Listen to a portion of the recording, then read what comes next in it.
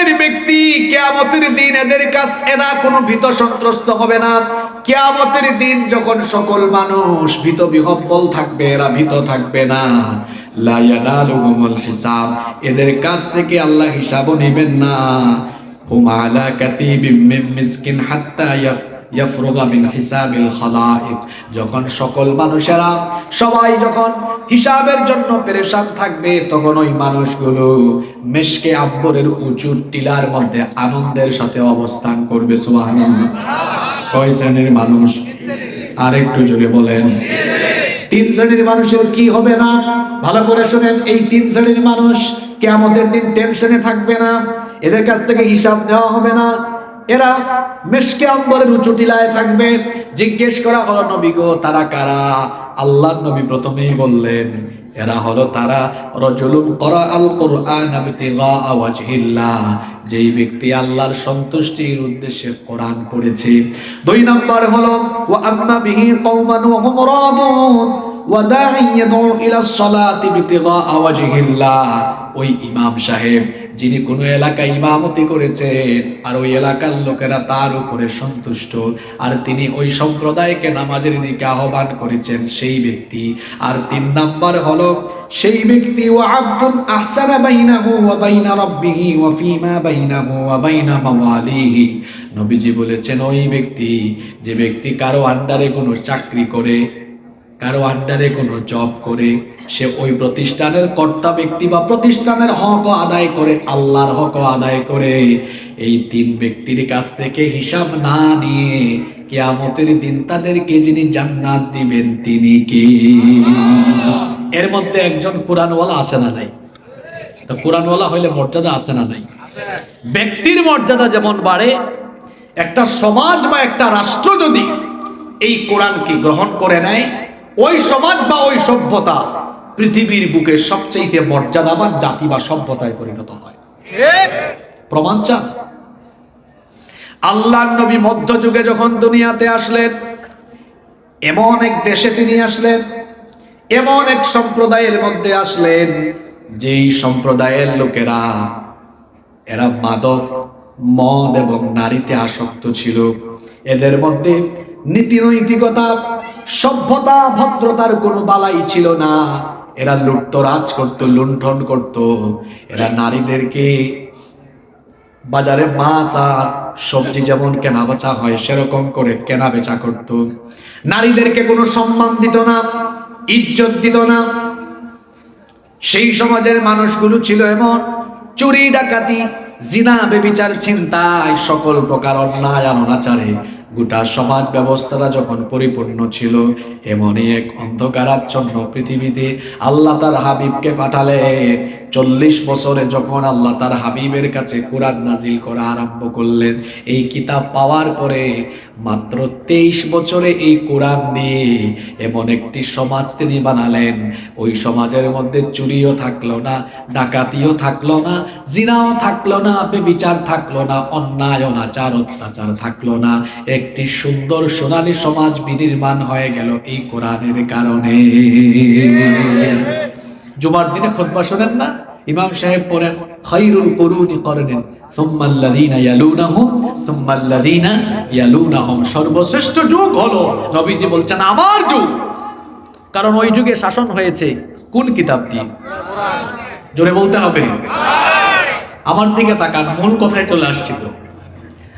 আল্লাহ রসুলের সময়ে এই কোরআন মসজিদে যেমন ছিল, ঠিক তেমনি এই কোরআন সমাজ এবং সমাজের সকল ক্ষেত্র, সমাজে যা আছে, শিক্ষাঙ্গন, আইনঙ্গন, অর্থনৈতিক সেক্টর, রাজনৈতিক সেক্টর, রাষ্ট্রীয় সকল কিছু পরিচালনা হতো কোন কিতাব দিয়ে? আমরা এখন রসুলের সেই উম্মত, আমরা এত আপডেট হয়েছি, আমরা এখন এই কোরআনকে আমাদের ঘরের উঁচু জায়গায় রেখে দিয়েছি সম্মান করে। আমরা আমাদের হাফেজি মাদ্রাসায়, কওমি আলিয়া মাদ্রাসায় রেখেছি, মসজিদে রেখেছি। আর আইনঙ্গন মানুষের তৈরি করা অ্যাক্ট, আইন দিয়ে আমরা চালাচ্ছি। শিক্ষাঙ্গন, সেখান থেকে আমরা এটা আউট করে দিয়েছি। সমাজ রাষ্ট্র পরিচালনায় শুধুমাত্র আমরা অনুষ্ঠান সূচি উদ্বোধনের সময় তিলাওয়াত করি, কিন্তু এর ভেতরের কোনো আইন কানুন আমরা নিচ্ছি না। এভাবে আমার সমাজে সকল সেক্টর থেকে কোরআনের শিক্ষাকে বাদ দিয়ে আমরা আজ নিজেদেরকে রাসূলের উম্মত দাবি করি। আপনি রাসূলের উম্মত মুখ দিয়ে দাবি করছেন, কিন্তু সমাজ রাষ্ট্র পরিচালনায় কোরআনের রাজ কায়েমের জন্য যদি প্রচেষ্টা না চালান, আপনি ভণ্ড উম্মত। আপনি ইসলাম বুঝেন নাই। করেন রাসূলকে কেন পাঠানো হয়েছে? পাঠানোর উদ্দেশ্য কি? এটা কোরআনের ভেতরে নাই। সন্দেহ আছে নাকি আপনাদের? কেন আল্লাহ পাঠালেন? আল্লাহ তাআলা বলছেন, হুয়াল্লাযী আরসালা রাসূলাহু বিল হুদা ওয়া দীনিল হক লিইয়ুযহিরাহু আলাদ দীনি কুল্লিহি ওয়া কাফা বিল্লাহি শাহীদা। তিনি হচ্ছেন সেই সত্তা যিনি তার রাসূলকে হেদায়াত আর দ্বীনে হক সহকারে পাঠিয়েছেন। এটা হেদায়াতের কিতাব। হেদায়াত আর দ্বীনে হক সহকারে পাঠিয়েছেন। কেন? লিইয়ুযহিরাহু আলাদ দীনি কুল্লিহি, যাতে করে দুনিয়ার সকল মত এবং পথের উপরে ইসলামকে, কোরআনকে বিজয়ী আদর্শ হিসাবে প্রতিষ্ঠা করতে পারেন। সুবহানাল্লাহ। আল্লাহ রাসূল যদি বলতেন আমি শুধু নামাজ, রোজা, হজ, যাকাত নিয়ে আছি, আবু জাহাল নবীজিকে ডিস্টার্ব করতো না। ডিস্টার্ব করেছে কেন? নবীজি যখন বলেছেন, চাচা আপনার আবু জেহেলীয় স্টাইলে, আপনাদের তৈরি করা নিয়ম নীতিতে আল্লাহর জমিন চলবে না, জমিন আল্লাহর, এই জমিনে আইনও চলবে আল্লাহ, তখনই আল্লাহর নবী এবং নবীজির সাহাবীদের উপরে জুলুম নির্যাতন আরম্ভ হয়েছে। আপনারা মসজিদে বসে জিকির করেন, কেউ কিছু বলবে না। মাদ্রাসায় কোরআন হাদিস পড়েন, কেউ কিছু বলবে না। আপনি কোরআন হাদিস বুঝার পরে যখন সমাজের মানুষকে কোরআন বুঝায়া কোরআনময় সমাজ প্রতিষ্ঠা করতে চাইবেন, কোরআন বিরোধীরা পিঠের চামড়া উঠে ফেলবে। যেভাবে খাব্বাব খুবাইব নির্যাতিত হয়েছেন, ওই অবস্থা আবার আপনার উপরেও শুরু হবে। আল্লামা আহমদ শফি রাহিমাহুল্লাহ দুনিয়া থেকে চলে গিয়েছেন। আল্লাহ তার কবরকে জান্নাতুল ফেরদাউস বানিয়ে দেন। আমিন। হাটহাজারী মাদ্রাসায় যতদিন তিনি বুখারী শরীফ পড়িয়েছেন, যতদিন কোরআন হাদিস নিজে পড়ে ছাত্রদেরকে পড়াইছেন, কেউ তাকে কোনো গালি দেয় নাই। যখন তিনি এই বুঝটা সমাজের মানুষকে বোঝাতে চাইলেন, যখন তিনি সমাজের নারীদেরকে বললেন পর্দার কথা, পর্দার কথা বলতে গিয়ে উপমা দিয়ে বুঝালেন, যখন কোরআন হাদিস তার মাদ্রাসার ভেতরে ছাত্রদেরকে বুঝিয়েছেন, নিজে বুঝেছেন, গালি খান নাই। যখনই সমাজে কোরআনের একটা বিধান বাস্তবায়নের জন্য কোনো আন্দোলন করে নাই, কথা বলেছেন, তখন তাকে তেতুল হুজুর বলা হয়েছে। আপনাকে বুঝতে হবে, নবীজি কোরআন যখন পেলেন কেউ ডিস্টার্ব করে নাই। এই কোরআন যখন সাহাবীদেরকে গিয়ে শোনানো আরম্ভ করেছেন, সমাজে যখনই তিনি কোরআন প্রতিষ্ঠার কথা বলেছেন, ঠিক তখনই নবীজি সাজদায় গেলে কাফিরের গোষ্ঠী উটের নাড়ি বুড়ি মাথায় ফেলে দিয়েছে। তখনই নবীজিকে পাগল বলেছে, জাদুকর বলেছে, নবীজিকে তারা মিথ্যাবাদী বলেছে। কেন বলেছে? কারণ নবীজি পৃথিবীতে আল্লাহর কোরআনের আইন প্রতিষ্ঠা করতে চেয়েছে। বলছিলাম এই কোরআনের কাছে আসলে একটা জাতীয় মর্যাদাবান জাতিতে পরিণত হয়। সেই জাতি কি মর্যাদাবান জাতি হিসাবে পৃথিবীতে প্রতিষ্ঠা লাভ করতে পারেনি? আপনাদের খুব সন্দেহ আছে, জোরে বলেন, সন্দেহ আছে? এখন গোটা পৃথিবীতে মুসলমানরা সবচাইতে সম্মানিত না সবচাইতে অবহেলিত? জোরে বলতে হবে। কারণ পৃথিবীর মুসলমানরা কোরআন দিয়ে তাদের সবকিছু পরিচালনা করে। আপনারা ঘুমাই গেছেন নাকি? আমাদের পূর্বপুরুষরা পৃথিবীকে নেতৃত্ব দিয়েছিলেন। কেন? কারণ এই কোরআনকে তারা জীবনের সকল ক্ষেত্র পরিচালনার মূলমন্ত্র হিসাবে গ্রহণ করেছিলেন।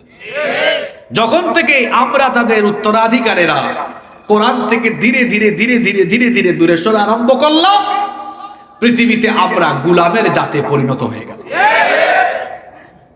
কোরআন ছাড়া শান্তির স্লোগান দিতে পারবেন আপনারা, মুখে ফেনা বের হবে, থুতু বের হবে মুখ দিয়ে, স্লোগান দিতে দিতে শান্তি শান্তি শান্তি চাই, সমৃদ্ধি চাই, সুখ চাই। চ্যালেঞ্জ করলাম, শান্তি জীবনেও পাবেন না। কেন শান্তি পাবেন না সেটাও বলে দিচ্ছি। মানুষের তৈরি করা আইন দিয়ে মানুষ কোনোদিনও শান্তি পাবে না। কারণ মানুষ যে আইন বানায়, সে মানুষ সর্বপ্রথম তার স্বার্থকে আগে প্রাধান্য দেয়। বুঝতে চান? আসেন বুঝাই দিই। আমরা এই 1 2 3 4 5 এই 5 জনকে দিয়েই বুঝাই। আপনাদের এই আবাসিক এলাকার নাম কি? পলানপাড়া। এই পলানপাড়া এই এলাকাটাকে পরিচালনার জন্য আমরা ওনাকে দায়িত্ব দিলাম যে আপনি এই এলাকাটা পরিচালনা করেন। তো একটা এলাকা পরিচালনা করতে হলে কিছু আইন লাগে না? তো ফৌজদারি আইন লাগবে, দেওয়ানি আইন লাগবে, বিভিন্ন রকমের আইন লাগবে। তো তিনি আইন বাড়ালেন যে আমার এই পলানপাড়ায় চুরি করলে কিন্তু এই শাস্তি দেব, ডাকাতি করলে এই শাস্তি দিব, এই যারা বিয়ে করছো বউ নির্যাতন নারী নির্যাতন করলে এই শাস্তি দিব, যারা মানুষের মাল ঠকায় খায় বা এই শাস্তি দিব। একটা এলাকা পরিচালনার জন্য কিছু আইন কানুন লাগে কি লাগে না? তিনি আইন বানালেন নিজের হাতে। আচ্ছা, আমাদের কি কোনো স্টেবিলিটি, স্থায়িত্ব আছে? আছে? সবাই তো মরণশীল, আমরা সারা জীবন থাকবো না। মনে করেন আল্লাহ ওনাকে দীর্ঘ হায়াত দান করেন, নেক হায়াত দেন, বলেন আমিন। ওনার দায়িত্ব শেষ হওয়ার পর উনি দায়িত্ব পাইল। উনি দায়িত্ব পাওয়ার পরে উনি ভাবলো, আহারে আমার আগের জন যে আইন কানুন বানাইছে এগুলো তো আমার আশপাশ, যাদের কারণে আমি এখন নেতৃত্ব দিতে পারবো, আমার আশপাশের বেশিরভাগই চুর ডাকাত, চুরির শাস্তি ডাকাতির শাস্তি এত বেশি হইলে হেরাই আমার বিরুদ্ধে আগে আন্দোলন করবে। উনি ভাবলেন না, আইন কিছু সংশোধন করা দরকার। উনি কিছু আইন বাদ দিলেন, জোড়াতালি দিলেন, সংশোধন করলেন। উনারও শেষ হইলো। উনার কাছে আসলে উনি সেম কাজ করবে, আমার কাছে আসলে আমি সেম কাজ করবো, উনার কাছে গেলে উনি সেম কাজ করবে। আপনি যদি এর প্রমাণ পেতে চান তাহলে গোটা পৃথিবীর দিকে তাকান। পৃথিবীর যে সকল দেশে মানুষের তৈরি করা আইন দিয়ে সমাজ পরিচালনা হয়, যে যখন সুযোগ পেয়েছে হাত দিয়ে সংশোধন করেছে। সংশোধন করতে করতে কেউ করেছে 5 বার, 6 বার, 10 বার, 20 বার, 30 বার, 40 বার। কারণ সে তার স্বার্থ দেখে এটা পরিবর্তন করে।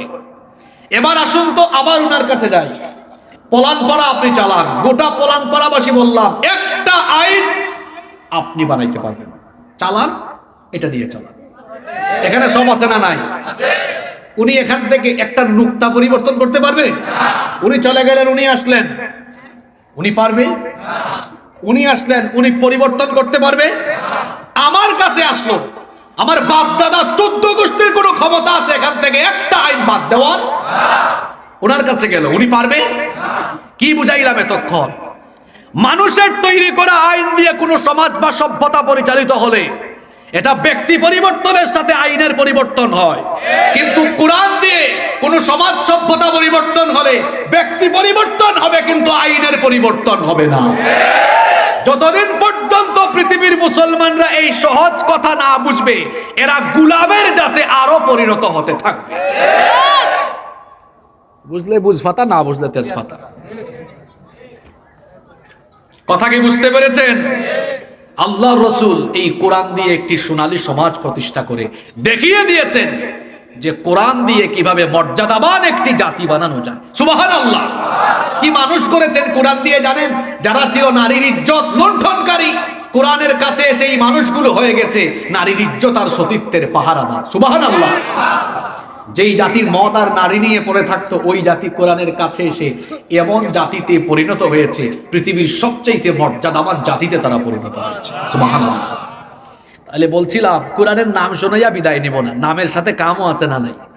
মাজিদ, এটা মর্যাদাবান কিতাব। ব্যক্তি, পরিবার, সমাজ এর কাছে আসবে, মর্যাদাবান হয়ে যাবে। আজ আমার শিক্ষা ব্যবস্থা কলুষিত হচ্ছে। এই শিক্ষা ব্যবস্থায় কোরআন ঢুকায় দেখেন, গোটা শিক্ষা ব্যবস্থা আরো সমৃদ্ধ হয়ে যাবে। আমার দেশে মাঝে মাঝে মসজিদে জুতা চুরি হয়। যারা মসজিদে জুতা চুরি করে তাদেরকে সোজা বাংলায় আমরা বলি জুতা চোর। আবার অনেক পড়ালেখা করে, অনেক বড় অফিসে, বড় চেয়ারে, বড় টেবিলে বসে মাঝে মাঝে এই বড় বড় স্যারেরাও চুরি চামারি করে। আছে না নাই? এই যে আমার এক ভাই বলছেন কলমের খোঁচায়। হ্যাঁ, ঠিকই আছে, কলমের খোঁচায়। তো যে ব্যক্তি কলমের খোঁচায় চুরি করলো তাকেও আমরা চোর বলি, তবে তার বিশেষণ হলো শিক্ষিত চোর। এখন বলেন তো, সমাজের জন্য ভয়াবহ জুতা চোর না শিক্ষিত চোর? এইবারে এত পড়াশোনা করে চুরি করতেছে কেন? কারণ সে তার ক্লাস 1 থেকে মাস্টার ডিগ্রি পর্যন্ত, দেখেন, বাংলা, ইংরেজি, গণিত, সমাজ বিজ্ঞান, ইতিহাস, ভূগোল, পৌরনীতি, অর্থনীতি, শারীরিক শিক্ষা, শিল্প সংস্কৃতি, তথ্য প্রযুক্তি, physics, chemistry, biology, accounting, management, যা যা দরকার সব পড়েছে। স্যার সিলেবাসে কোরআন নাই, হাদিস নাই, আল্লাহর ভয় অন্তরে তৈরি হওয়ার জন্য, আখিরাতের ভয় তৈরি হওয়ার জন্য ইসলামী কোনো বই নাই। ইসলামী শিক্ষা, কোরআন হাদিসের শিক্ষা বাদ দিয়ে যদি কোনো কারিকুলাম তৈরি হয়, ওই কারিকুলাম দিয়ে একটা শিক্ষিত জাতি তৈরি করা যাবে। কিন্তু ওই শিক্ষিত জাতির ছেলেমেয়েরা বেশিরভাগ ক্ষেত্রে শিক্ষিত হওয়ার পরেও কোরআন সুন্নাহ বিবর্জিত শিক্ষা, আল্লাহর ভয় আর আখিরাতের ভয় অন্তরে তৈরি না হওয়ার কারণে এই শিক্ষিত ছেলেমেয়েরা দেখা যাবে বেশিরভাগ ক্ষেত্রে শিক্ষিত লুচ্চা, শিক্ষিত বদমাশ, শিক্ষিত চোর, শিক্ষিত ডাকাত, শিক্ষিত সন্ত্রাস, শিক্ষিত দুর্নীতিবাজে পরিণত হবে। এজন্য আপনার শিক্ষাকে আপনি মডিফাই করতে চান, সমৃদ্ধ বানাতে চান, কোরআন বাদ দিয়ে আপনি পারবেন না, জীবনেও পারবেন না। দেখেন না, এত পড়াশোনা কইরাও যেখানে রড দেওয়া দরকার বাঁশ দিয়া জোড়া দিয়েছে, বালিশ কাণ্ড ঘটিয়েছে, কত চুরি করেছে। কেন? কোরআন নাই, হাদিস নাই। কোরআন হাদিসের শিক্ষা যার মধ্যে আছে তার মধ্যে পরহেজগারিতা সৃষ্টি হয়ে যায়, আল্লাহর ভয়। ওই যে ওমর রাদিয়াল্লাহু আনহুর ঘটনা বলবো। তিনি ঘরের মধ্যে মোমবাতি জ্বালায় কাজ করতেছেন। ওই যুগে কি কারেন্ট ছিল? মোমবাতি জ্বালিয়ে ঘরের ভিতরে কাজ করছেন। এমন সময় তার কিছু আত্মীয় স্বজন দেখা করতে এসে দরজার মধ্যে অনুমতি চাইলেন। তিনি বললেন, দাঁড়াও, এখন তোমরা ভেতরে আসিও না। দরজায় আটক করে দিয়ে তিনি তার সামনে থাকা মোমবাতির আগুন ফু দিয়ে নিভিয়ে দিলেন। নতুন আরেকটা মোমবাতিতে আগুন ধরালেন, আগুন জ্বালিয়ে দিলেন। এরপরে বললেন, তোমরা এখন ভিতরে আসতে পারো। এরা ভেতরে আসার পরে বলল, আপনার সামনে তো মোমবাতিতে আগুন জ্বালানো ছিল, সেটা ফু দিয়া নিভায়া কেন নতুন করে আরেকটা মোমবাতিতে আগুন ধরালেন? তিনি তখন বললেন, তোমরা আসার আগ পর্যন্ত রাষ্ট্রের টাকায়, জনগণের টাকায় কেনা মোমবাতির আগুন জ্বালিয়ে রাষ্ট্রের কল্যাণে, জনগণের কল্যাণে আমি কাজ করছিলাম। তোমরা যখন আসলে তখন আমি ভাবলাম, জনগণের পয়সায় রাষ্ট্রের টাকায় কেনা মোমবাতির আলো জ্বালিয়ে তোমাদেরকে ভেতরে ঢুকায়া আমি যদি তোমাদের সাথে ব্যক্তিগত কথা বলি তো রাষ্ট্রের সম্পদের খেয়ানত হবে, জনগণ যে আমানতের দায়িত্ব দিয়েছে আমানতের খেয়ানত হবে, আল্লাহর কাছে আসামি হয়ে কিয়ামতে দাঁড়াতে হবে। এই ভয়টা যখন আমার অন্তরে আসলো তখন সাথে সাথে জনগণের টাকায়, রাষ্ট্রের টাকায় কেনা মোমবাতির আগুন ফু দিয়ে নিভায়া দিয়া নিজের টাকায় কেনা মোমবাতির আগুন জ্বালিয়ে তোমাদেরকে ভেতরে ঢুকিয়ে কথা বলছি। এই ওমর রাদিয়াল্লাহু আনহুর মধ্যে এই পরিবর্তন এসেছে কোন শিক্ষার কারণে? চলে বলেন। আর এখন রাষ্ট্রীয় দায়িত্ব পেয়ে যদি একটা গাড়ি দেওয়া হয় তাকে রাষ্ট্রীয় কাজে ব্যবহারের জন্য, তার 14 গোষ্ঠীর ব্যবহারের বাস বানিয়ে ফেলে। এটা কি এরকম প্রমাণ সমাজে নাই তো? ওই চোরের মধ্যে কোরআনের শিক্ষা, কোরআনের শিক্ষা যার ভেতরে আছে সে সোনার মানুষে পরিণত হয়। তাহলে কোরআনের নাম বলছিলাম কি? মাজিদ। মাজিদ এটা মর্যাদাবান, ব্যক্তি মর্যাদাবান হবে, সমাজ বা জাতি মর্যাদাবান হয়ে যাবে এই কোরআনের সাথে থাকতে। আমৃত্যু আপনারা রাজি আছেন তো? ইনশাআল্লাহ। মাশাআল্লাহ। আল্লাহ আপনাদের সবাইকে কবুল করেন। আমিন। হাতগুলো নামান। আমি তো চেয়েছিলাম